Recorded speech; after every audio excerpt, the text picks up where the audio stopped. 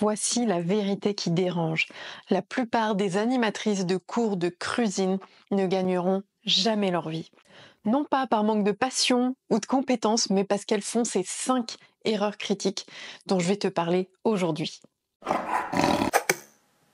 Hello, moi c'est Ariane des Croquantes et je suis passionnée par l'alimentation vivante. Je voudrais que tu récupères ton énergie d'enfance par l'alimentation végétale vivante. Et aujourd'hui, je me passionne aussi à former des professionnels, futurs professionnels, à en faire leur métier. 80, voire même 90% des animatrices de cours de cuisine ne vivent pas de leur passion. Mais c'est vraiment pas à cause d'un manque de talent. Alors je vais te partager aujourd'hui ce que font les 20%, 10% peut-être des animatrices cuisine qui réussissent à vivre de leur passion. Alors peut-être tu as déjà posé quelques calculs de rentabilité pour voir si c'était possible pour toi de te lancer en animation de cours de cuisine. Et puis là, t'es tombé un peu des nues sur les chiffres, tu t'es dit non mais attends, je vais pas animer 60-70 ateliers par mois pour réussir à faire un salaire qui me permette non pas de survivre, mais de bien vivre de mon activité. Et si t'es tombé sur ces chiffres, t'as totalement raison. Et du coup, ma question pour toi est, combien est-ce que tu dois animer d'ateliers par mois pour réussir à vivre de ton activité? 20, 30, 40? La réponse va te surprendre, mais c'est pas du tout la bonne question à te poser. La première chose que je vois qui est associée à un manque aussi de confiance en soi, c'est de ne pas réussir à avoir une vraie tarification de tes ateliers. Et en fait, ça, globalement, à un moment donné, il va falloir que tu te poses devant un tableau. Combien de fois j'ai vu des stagiaires qui nous rejoignaient en formation me dire j'ai déjà lancé mes ateliers, voici le tarif de mes ateliers, je comprends pas, j'arrive pas à en vivre, etc. Ben oui, c'est normal.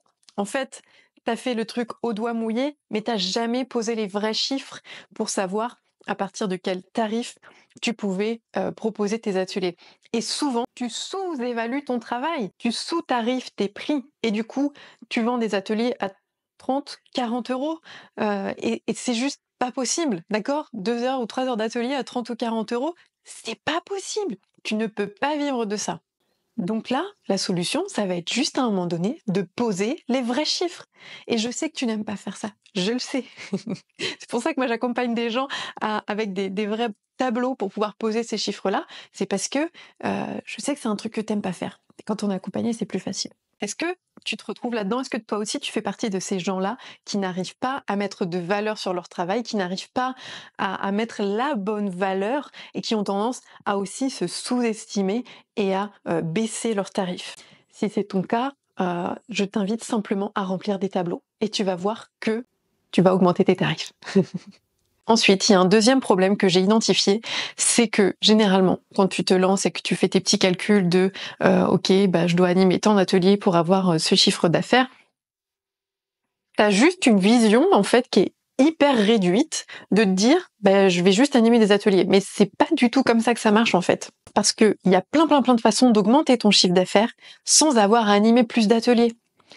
Et je vais te donner un exemple, ça peut être tout simplement de développer des ventes additionnelles.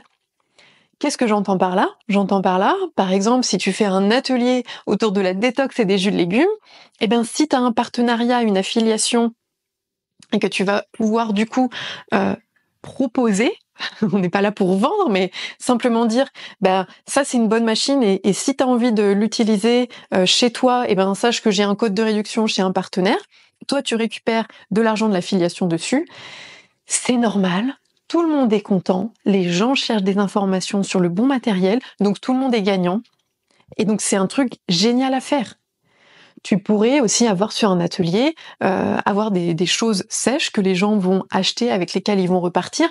Il y a plein de façons de générer des ventes additionnelles qui vont te permettre d'augmenter ce qu'on appelle le panier moyen et du coup d'augmenter ton chiffre d'affaires. Est-ce que tu avais pensé à ça? Troisième erreur que je vois, mais tout le temps. Alors, ok, la cuisine, en termes de marché, c'est une niche, d'accord? Mais dans ta communication, il faut que ton message soit clair. Et souvent, je vois que le message est flou. ton positionnement est flou et tu ne sais pas clairement à qui tu t'adresses. D'accord ? Donc, généralement, quand on se lance, on a envie de toucher tout le monde, on a envie d'aider tout le monde, on a envie de pouvoir faire en sorte que la terre entière puisse changer d'alimentation. Mais ça marche pas comme ça, ok ? Tu vas jamais pouvoir toucher tout le monde, malheureusement. Donc, ce qu'il va falloir que tu fasses, ça va être vraiment de cibler une typologie de personnes que tu vas pouvoir aider. Et oui, la cuisine, c'est déjà une niche, mais par exemple, mon message, c'est, comme une de mes clientes à qui je pense, j'aide les cinquantenaires et plus à bien vivre leur vieillesse et à bien passer aussi leur ménopause pour les femmes grâce à une alimentation saine, végétale, qui te donne de la vitalité. Là, tu vois tout de suite à qui je parle. C'est d'une évidence. C'est l'évidence même. C'est juste, voilà. Donc, il faut que ton positionnement soit hyper clair. Donc, réfléchis à ça. 4e gros problème. Et ça se rattache avec le premier point dont on a parlé tout à l'heure, qui est que tu ne vois à chaque fois que le petit côté de la lorgnette. Je suis désolée de te le dire, mais tu ne vois que tes ateliers que tu vas vendre à 50 ou 60 euros et tu vois pas tout ce qu'il y a autour. Et en fait, il faut que tu penses en mode escalier de valeur. D'accord ? C'est comme ça qu'on appelle ça. Ok ? Donc ça veut dire que généralement, ce qui se fait, c'est que tu vas avoir un petit produit. Ça peut être ton atelier, par exemple. Tu vas avoir un petit produit qui va être à entre 0, entre 1 plutôt, parce que sinon c'est gratuit, entre 1 euro et 100 euros à peu près, qui va être ce qu'on appelle un peu un produit d'appel, d'accord ? Mais tu vas pas faire que ça. Tu vas avoir une autre offre qui va être à quelques centaines d'euros. Et oui, je sais que c'est compliqué pour toi de réfléchir déjà que tu vas vouloir vendre une offre à plusieurs centaines d'euros, mais sache que avoir des offres avec des tarifs différents, c'est ça qui va te permettre d'avoir une rentabilité sur le long terme. Tu peux pas juste vendre des ateliers à 60 euros. D'accord ? C'est pas possible. Moi, j'ai vraiment commencé à voir la rentabilité quand j'ai diversifié mon échelle d'offres. Non pas diversifier mes offres. Donc, je te déconseille de faire des ateliers, du traiteur, voilà, d'avoir des prestations trop différentes. Par contre, moi, ce que je te conseille, c'est sur un même type de prestation, d'avoir plusieurs tarifications. Et ça ne veut pas dire vendre 3 ateliers à une personne avec 10% de réduction parce qu'elle en a acheté 3. D'accord ? C'est pas ça que je te dis. Ce que je te dis, c'est peut-être tu vas avoir des ateliers à 60 euros, peut-être que tu vas avoir un accompagnement à 300 euros pour changer d'alimentation, tu vois, et tu pourrais avoir encore quelque chose d'autre. Donc vraiment réfléchis comme ça. Ça, si tu as besoin d'idées, sache que c'est vraiment un truc sur lequel on travaille si tu me rejoins dans mes programmes. Et enfin, la 5e erreur, ça va être que tu ne communiques pas. Tu t'attends à juste reposer sur le bouche à oreille, allez, je vais déposer 2-3 flyers, je vais faire des cartes de visite. Ne fais pas de cartes de visite, s'il te plaît, ça ne sert à rien. S'il te plaît. Ok, donc c'est pas comme ça que ça marche. Il faut que tu aies une vraie méthodologie pour aller toucher tes clients. Pour ça, ça demande de savoir à qui tu t'adresses. Ok, donc ça, c'est un vrai travail aussi d'investigation, savoir à qui tu t'adresses. Et ensuite, il va falloir que tu ailles toucher ces clients. Tu vois, je te dis, si tu te représentes une carte de France et que tu te dis « je veux toucher 100% des Français avec la cuisine », c'est impossible. Il va falloir que tu cibles et que tu trouves des gens à qui toi tu veux t'adresser. Généralement, tu peux partir de ton vécu, de ton histoire, c'est ce qu'il y a de plus simple.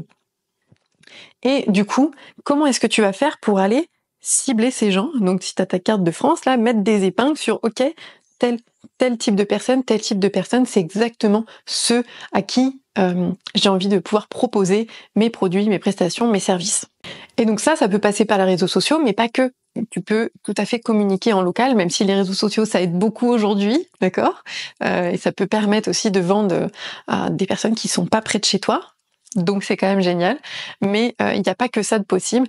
Et voilà, ça c'est vraiment un point, mais hyper important. Il faut que tu saches à qui tu t'adresses et il faut que tu saches comment tu vas aller trouver cette personne et communiquer avec le bon canal. Alors peut-être tu t'es reconnu dans ce tableau.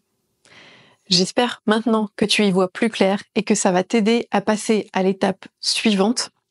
En tout cas, si tu as envie que cette étape suivante se passe avec nous, sache que il y a 2 options. La première option, pour le mois de juin 2025, pour fin juin 2025, le 17, 18 et 19 juin, j'organise un stage en immersion complète avec moi où tu vas pouvoir repartir avec un plan d'action vraiment concret de tout ce que tu dois faire pour les prochains mois pour développer ton métier et ton entreprise autour de la cuisine. Ok, sache que c'est la première fois que j'ouvre les portes de mes stages professionnels. Il n'y aura pas d'ouverture avant 2027. Si c'est quelque chose qui te parle, je t'invite à cliquer ci-dessous pour te mettre sur la liste d'attente. Parce que là, on prend les gens sur liste d'attente et on fera une ouverture de porte. Les places seront limitées en présentiel forcément.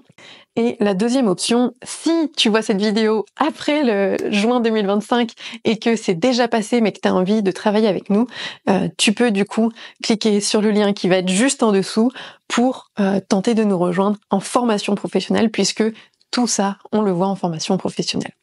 Dans la prochaine vidéo, qui va s'adresser aux futurs pros comme toi, je vais te révéler comment j'ai construit mon entreprise rentable et je te parlerai de toutes les erreurs qui m'ont coûté plusieurs années avant de réussir à vraiment prospérer. Je te souhaite en attendant une superbe journée et à très bientôt.